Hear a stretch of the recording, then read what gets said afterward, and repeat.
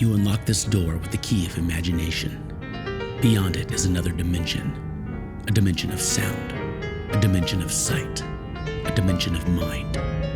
You're moving into a land of both shadow and substance, of changes and fear. You've just crossed over into the unknown.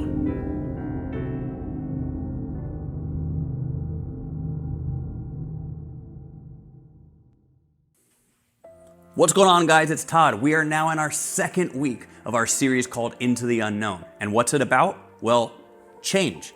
And if there's one thing that's true about change, it's this: uncertainty. When we go through change, it's like walking into the unknown.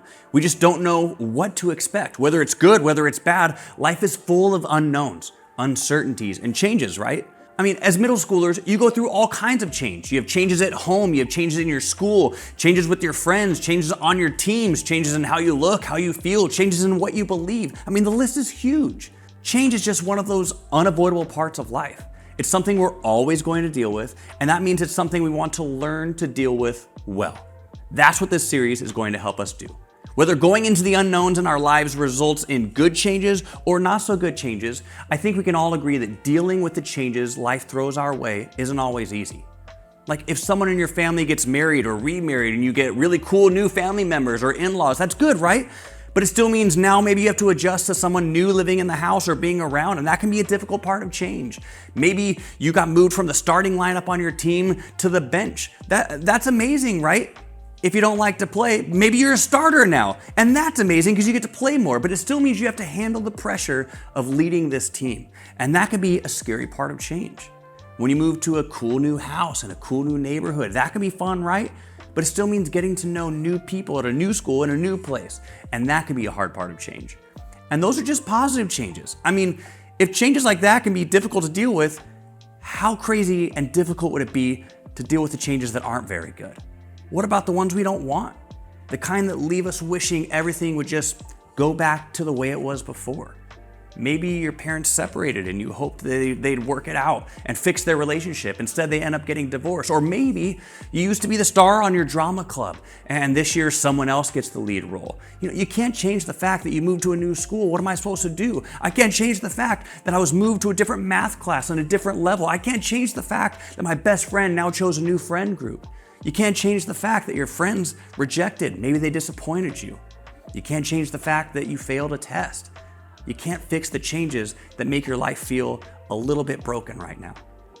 When something changes in a way that we don't want it to, it feels a lot like something has fallen apart in our lives, doesn't it? I mean, I don't know about you, but when that happens, what I try to do is fix it. I find myself thinking, I just want things to go back to the way they were. But what I've learned is that a lot of times, it's just not possible. And that can leave us feeling sad, angry, frustrated, even helpless. Now, when you're going through changes like that, sometimes it feels like nothing else can be done. Maybe you've even wondered, why hasn't God done something about this? Why do I feel alone? If you've ever felt like that, just know you're not the only one. Almost every person who has ever experienced difficult or painful changes in their lives has thought the same things. That's why it's important for us to know that while God hasn't promised to change everything to be the way that we want, He has promised us something else. And it's something that I think can help us when we're faced with changes into the unknown in our lives. A long time ago, there's this group of people who experienced a lot of changes in their lifetime. They're known as the Israelites. And what they lived through thousands of years ago actually plays a major role in our faith today. You see, the Israelites went through lots of struggles, unknowns, changes. They made lots of mistakes, missteps that got them into a lot of trouble. Other nations would come, they would take from them, they would even capture them. I mean, this happened over and over and over and over again. You'd think that because they're God's chosen people that they would have it all figured out, right? They wouldn't keep making bad choices that get them into trouble. They would know how to deal with changes and unknowns and the things they're experiencing on their journey. But remember, these were just people. And like us, they're people who didn't always handle change well. So what did they do? And every time that they found themselves in trouble, they did what a lot of us probably do. They asked God to fix it, to change it, to make it go back to the way it was.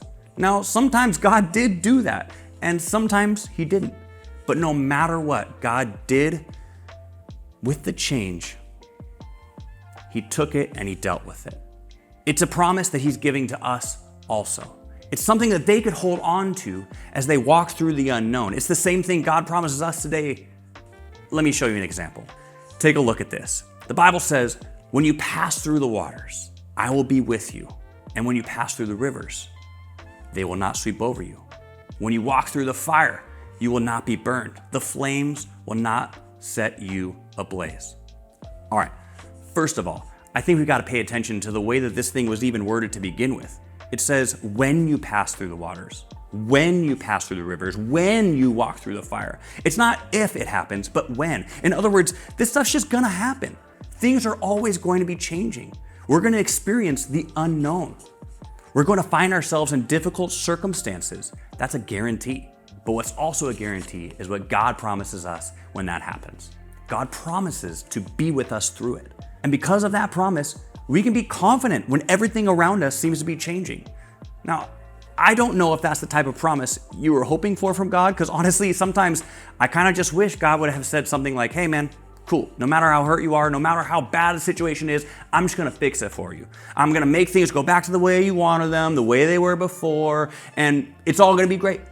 I'm gonna make change really easy for you by only making it easy changes. But that's not what God said. And that makes me think maybe God knows something that we don't.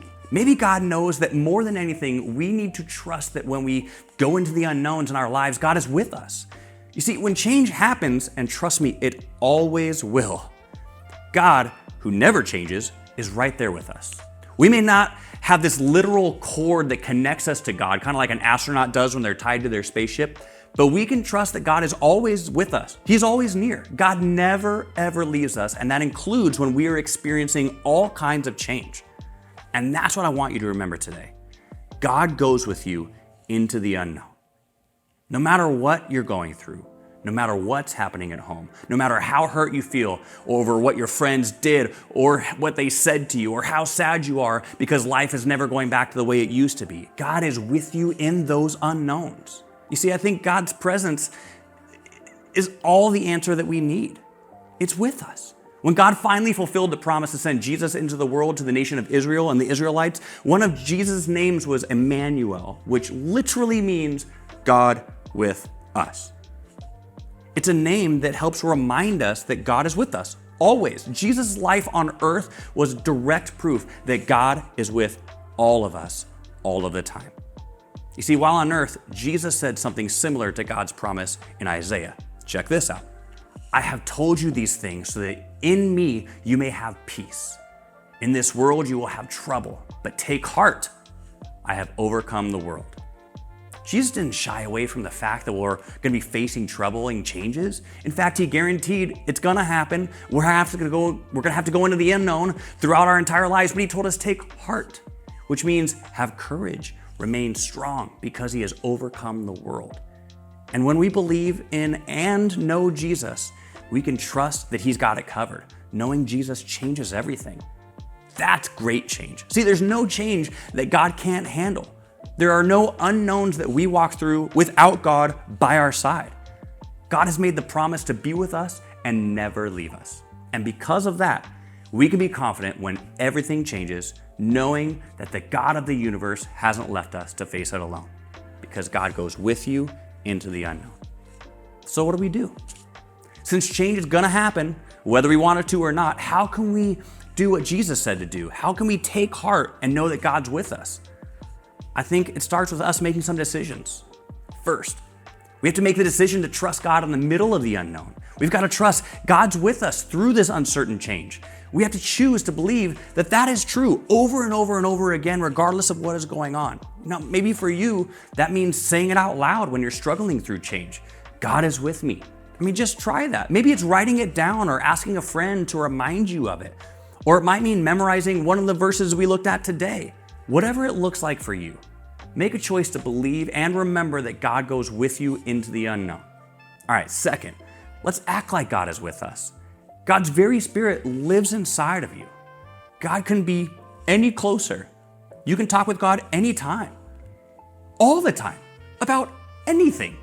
You can tell God what's worrying you and you can ask him for help. If you're having a hard time remembering God is with you, try to remind yourself that God's there and that you're not alone. Make a decision to act like God's with you all the time while you go out into the unknown and deal with the uncertainty of change. All right, finally, change how we respond to change. Because we can't always control the things that are going to happen to us. We can't control or stop changes that come our way, but we can control how we respond to those changes. Instead of shutting down, instead of running away, we can choose to open up to a friend or even our small group leader. Instead of acting out in anger, we can choose to pause, take a breath, go for a walk, say a quick prayer. Instead of giving up when we're faced with the unknown, we can choose to believe that there is more to come in our stories. We can choose to believe that God goes with us into the unknown. And not only that, there are people around here at Eastside who want to go through those changes with you. Your small group is here to support you, to encourage you, to stay with you through all of life's unknowns. This is your crew. In the good and the bad, they're a group of friends who can help you walk through change and remember that God is with you. So as you guys get ready to go into your group, I want you to think about this one question. How do you feel about change?